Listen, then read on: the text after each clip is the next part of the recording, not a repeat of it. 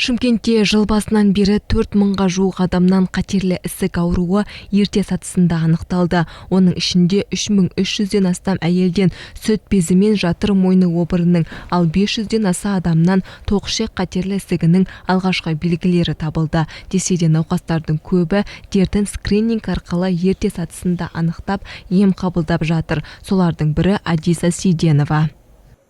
58 жастағы скринингке шақырғанда келіп анализдер тапсырдым. Анализдердің тапсыру барысында менен қалдан положительный анықтама анықталды. Оған дейін ешқандай белгі болған жоқ. Бірақ енді кезекті шығату болады. Шығатуды мен жай ғана қабылдағанмын. Сөйтсем, ол болмайды екен. Сөйтіп колоноскопияға түстім. Колоноскопия тексеру барысында менің ішегімнен полип анықталған.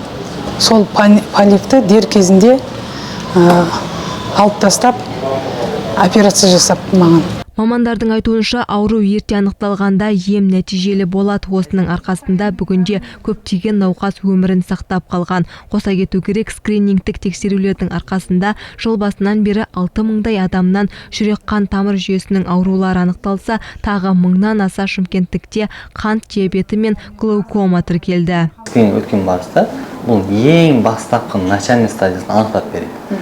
Сол кезде жарты сағат 40 минуттық операция жолымен алып тасталады, анестезиямен. Алып тасталады. Егер рак болса, уже неизлечимо. Оның емі жоқ. Енді стадиясына байланысты. Лучше осы скрининг өткен жақсы, чем осложнение беріп, рак айналып кеткеннен гөрі.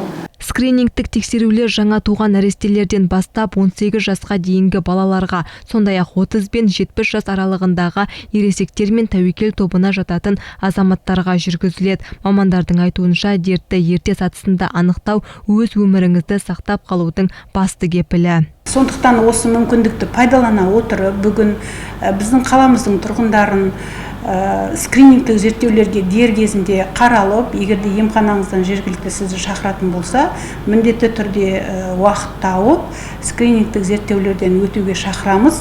Еске сала кетейік, келе жылдан бастап онкологиялық скринингтер әр азамат үшін қолжетімді болмақ. Мәміш жүйесінде сақтандырылмағанына қарамастан, бұл тексерулер мемлекет есебінен тегін жүргізіледі.